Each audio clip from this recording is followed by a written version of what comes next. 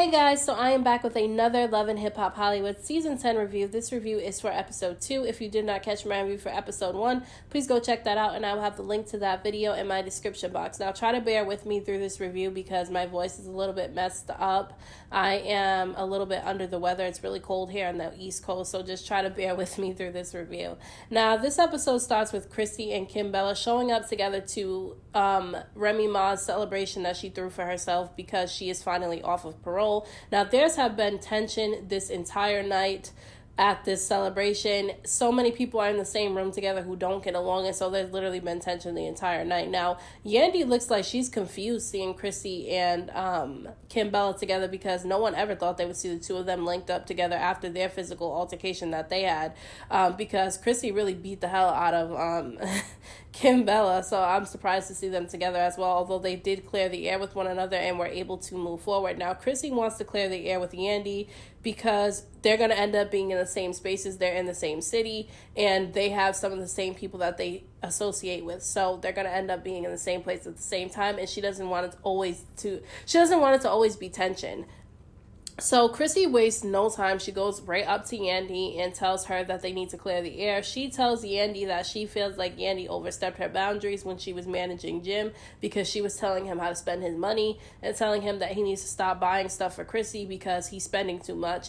And, Chrissy felt like that was her overstepping her boundaries. Now, Yandy said that that wasn't what she was trying to do. That wasn't her intentions, that she was just trying to make sure that, Jim wasn't spending too much and that he was taking care of his finances properly, which is definitely something that's good. But I do feel like, if his wife felt like you were overstepping your boundaries, I feel like Yandy could have said, I apologize if you felt like I was trying to overstep my boundaries by telling him how to work his finances. I was just thinking that I was doing the right thing, but if you felt some type of way about it, I do apologize for that because that was not my intentions.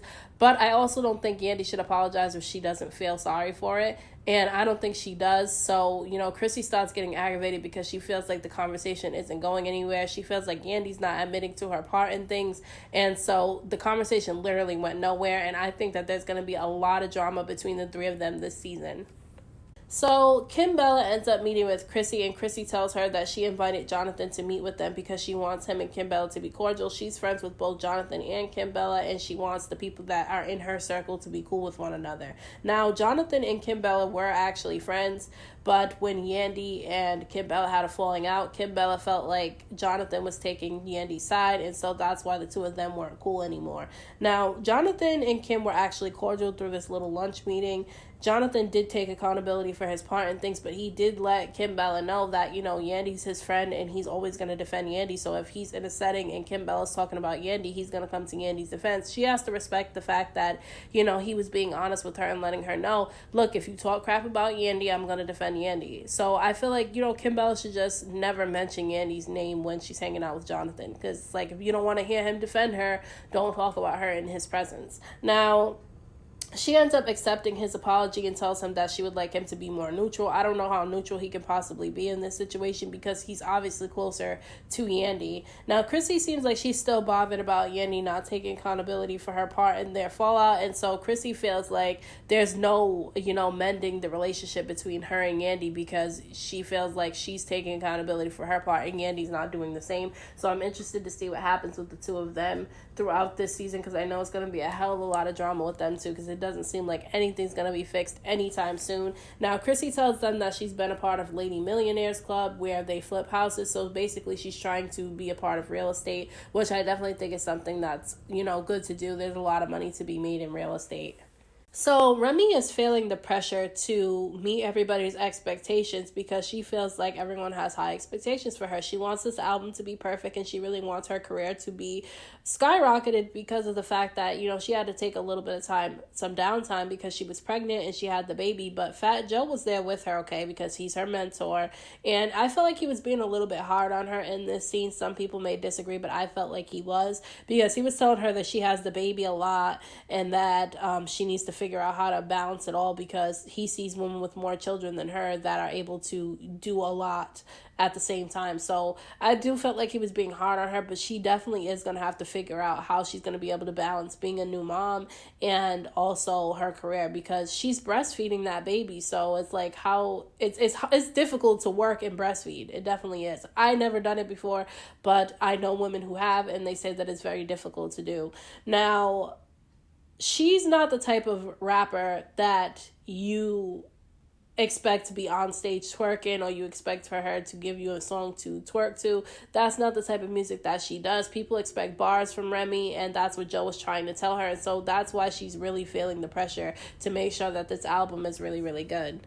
Yandy goes to meet with Sin, and Sin tells her about her co-parenting situation with Joe and how it's not going so well because Joe won't be honest about him cheating on her, and that's the reason why she broke up with him. And Yandy did tell her that she's probably going to have to accept the fact that he's not going to own up to it. And I do agree with Yandy. She's probably going to have to accept the fact that he's not going to own up to cheating. He's saying that he didn't cheat, that she misinterpreted what she saw on his phone. I don't believe him. I believe her. I think that he did cheat on her. I think she saw what she saw, and he just won't admit to it. But they have a son together, and they're not together anymore, and they both admitted in the previous episode that they weren't happy in their relationship with one another, so they're not going to be together anyway. So she should just accept the fact that he's not going to be honest with her and be able to co-parent in a healthy way regardless, because they have a son, and at some point he's going to be able to notice that mommy and daddy don't really like each other and there's a lot of tension. So hopefully them two can get it together at some point.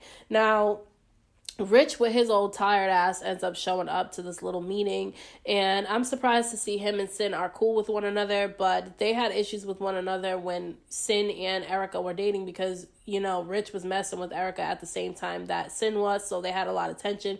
But it's good that they're able to put the past aside because of the fact that Erica's pregnant and married anyway. So that whole situation is dead. Now, Yandy says that it was awkward talking to Chrissy and Kimbella, and she said that it was weird to see them linked up with one another, because obviously nobody expected them to be able to, you know, link up after their physical altercation that they had. She said that she didn't feel like she did anything wrong. She thought that she was doing something right by trying to help Jim with his finances, and she doesn't really understand why Chrissy's bothered by it. Now, you know, I think that their beef is really petty between Yandy and Chrissy. I think that their beef was pettier than the one between her and Kimbella, because she put her hands on Kimbella. Yandy in her situation wasn't necessarily like that. So, I mean, hopefully they can get it together throughout the season, but I don't see it happening anytime soon. Now, Sin says that she wants to gossip a little bit, and so they start talking about Erica and Safari, okay? And you know how in the blogs a few months ago they were talking about how there was a woman in Jamaica who Safari used to date, and he proposed to her at the same time that he proposed to Erica, and he used the same ring to do it, and it was all over the blogs. Erica found out about it and was cutting up flowers that he gave her all over social media, and they did end up breaking up for a very short period of time, and then they were back together. So I don't even know why they spent the time talking about it, because Erica and him are together now anyway. But they all say that they're not going to go to Erica and Safari's wedding, which I don't think any of them would be invited anyway. So I don't even know why they felt the need to say that. Rich definitely wouldn't be invited.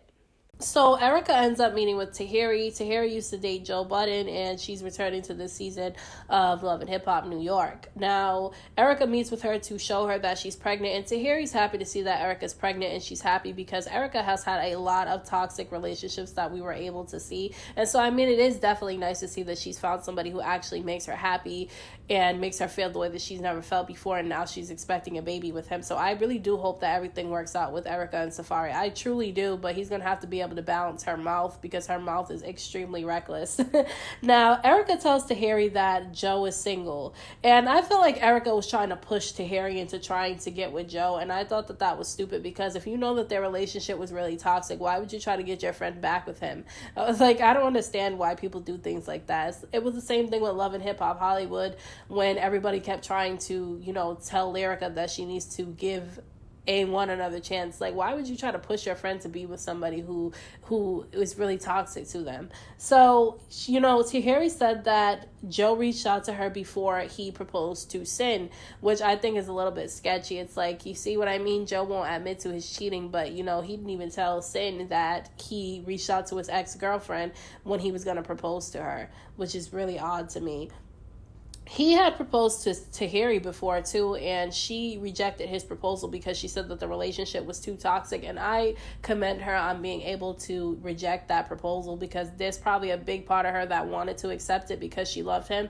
But at the same time, if you know it's not a good situation and it's not your time with that person, I don't think you should accept the ring either. Now, Erica tells her Tahiry to try to give Joe another shot, and Tahiry is not with it at all. And I think that Erica needs to stop being pushy and mind her goddamn business. She's the last person anybody's going to take any advice from on who to date, because she's had so many toxic relationships that I don't think anyone would ever take any advice from her. So Sin and Jonathan are out together, and Kimbella and Yandy end up showing up, which is extremely awkward to watch, because you can tell that there's a lot of tension between the two of them. You can tell that they don't really like each other, and of course, because of this is after that awkward encounter they had at Remy Ma's event, and so that didn't go very well. So I don't think this meeting is going to go very well either. Now, Yandy says that she feels some type of way about Chrissy and Kimbella being cool with one another because of the physical altercation that they had. But Kimbella let her know that her and Chrissy were able to clear the air with one another and be able to be cordial, and so now they're cool with each other.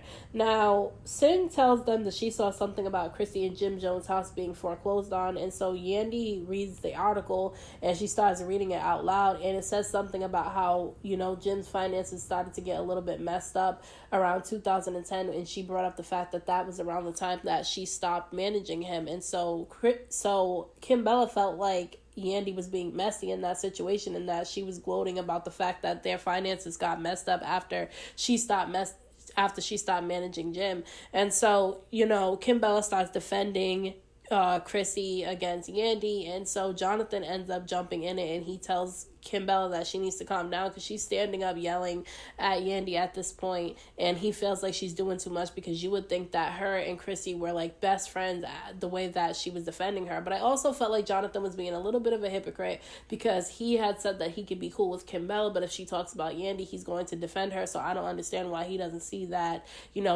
maybe Kimbella could be cool with Yandy, but if she talks about Chrissy, who she's friends with, she's going to defend her too. So I did think that was a little bit hypocritical of him. But I also think that, the reason why Kimbella is defending Chrissy so hard is because she doesn't want to get her ass beat by Chrissy again. Honestly, that's what I think. It's just a theory, but that's what I'm thinking. So, Yandy feels betrayed by Kimbella, because she said that she tried to stop Chrissy from attacking Kimbella in that episode, which she did. She jumped between them. She definitely tried to stop the situation from happening. But, Kimbella was trying to say that Yandy didn't do that. And so they start arguing. Jonathan and Kimbella end up falling out, and everything's just a complete and utter mess. Chrissy is upset because she said that she found out last minute that the house is in foreclosure. Actually, she found out the same time that everybody else did, because Jim didn't tell her. He told her very last minute, and she's mad because she feels like she looks like a fool, and now they have to find a new place to live. She hasn't been living there for about 3 years, but Jim was living there, and he didn't tell her anything about it, and so it really is his fault, because he didn't communicate with her about it at all, and it's his fault that the house is in foreclosure. So she feels like this is going to mess up her real estate opportunities with investors, and I definitely think it's going to too, because nobody's going to want to invest in somebody who their own house was in foreclosure. It's like, if you can't take care of your own house, well, how are we going to trust you taking care of other properties as well? But Jim says that he doesn't have the right people in his corner when it comes to helping him manage his finances, and so he has to find somebody to help him manage his finances. He's a grown-ass man. He needs to learn how to get it together and stop acting like a big baby.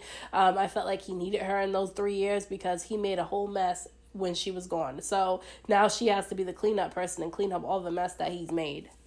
So Safari and Erica end up renting a house for a small gathering with some of the people that they're really cool with, and Tahiry ends up pulling Erica aside and asking her if she brought up the prenup to Safari yet, and Erica said that she wants to, but she hasn't brought it up yet, which I think is stupid. I think that the whole prenup thing should have been discussed way before then, because now their wedding is 3 weeks away and she's going to bring up the prenup to him. I do think that a prenup is necessary, especially with two people who have money and assets. I think that you should definitely protect yourself, because some people feel like a prenup takes the the romance out of the situation, but I don't think it does. I think that it protects both people. And in the case that you guys do end up getting a divorce, which hopefully you don't end up getting a divorce if you get married, but if you do, you want to make sure that everything you worked hard for is protected. And so, you know, Joe Budden ends up showing up, and you can sense the chemistry between him and Tahiry. They definitely still have an attraction for each other. They were together for quite some time, on and off, but their relationship was definitely really toxic. Now, Erica is over there trying to get them to talk and really trying to push them to be together. And Tahiry tells her to calm down, which I was glad that Tahiry told Erica to calm down. It's like he just got out of a relationship with Sin, okay? They have a baby together. They haven't even figured out their co-parenting situation yet. He still hasn't admitted to cheating on the girl yet, and you're already trying to push your friend to get back in a relationship with him when he was cheating on her as well. So I don't understand that. I just don't. I would never push my friend to be with somebody who cheats on them like that. So, you know, Tahiry says that she's not sure if she would ever get back with Joe when the producers asked her. Production is very messy, and they knew what they were doing when they were doing that, but I'm pretty sure that Tahiry will never get back with Joe. I just think it makes a really good storyline. Christy meets with her business partner, Greg, and he's not sure about them working together now because he feels like investors are not going to want to work with them because of the fact that her house is in foreclosure. No one's going to want to invest in somebody in real estate if they can't even take care of their own property properly. And so she's embarrassed because it's not her fault, it's Jim's fault. She wasn't even living in that house, and he didn't even tell her anything about it. And so now she has to be the cleanup person, and this is affecting her business. So I think that she needs to really sit down and have a really long talk with Jim because he's very irresponsible. And it's hard to be the only responsible one in a relationship. It's like now she has to be the cleanup person. So we'll see what ends up happening with that. Hopefully it all works out for her in her real estate journey. So Erica and Safari go to meet with the lawyer, and you can tell Safari's confused as to why they're at the lawyer's office. I think that he thought they were going there to talk about houses, and I think it was really wrong that she didn't tell him that they were going there about a prenup. I think that that's something they should have discussed privately before going to a friggin' lawyer's office and embarrassing him in front of her. And the lawyer ended up getting up to leave so that they could get some private time to talk, but it's already too late because they're already in the friggin' lawyer's office for it. Now, Safari feels like they should have talked about it at home, which I agree with him on that point, but I disagree with him when he says that it takes the romance out of the marriage. I don't believe that. I think that a prenup is necessary when two people have a lot of money and assets. I think that that's something that they should be willing to do. And after what Erica said in this meeting, I feel like he should want to get a prenup. She said that if he cheats on her, she gets everything. So I honestly feel like he should want to get a prenup, which he did say he was going to get his own lawyer to try to figure out his end of the prenup as well. So hopefully they can figure something out. He definitely reacted bad on that whole thing though. But they are married now, so maybe they did go along with the prenup. We'll end up seeing what happens the rest of the season, but the episode cut there. I thought this was a pretty entertaining episode. I thought that it was pretty good. There was a lot of tension, a lot of drama that went down. But we'll see what happens next week. Let me know what you guys thought about this episode down in the comments section. Like this video, subscribe to my channel for more videos. I have so many videos that I'm about to do and so many videos that I've already done. And thank you to all the people who are already supporting my channel by subscribing. I appreciate you all so very much. And until next time, I will see you in my next video.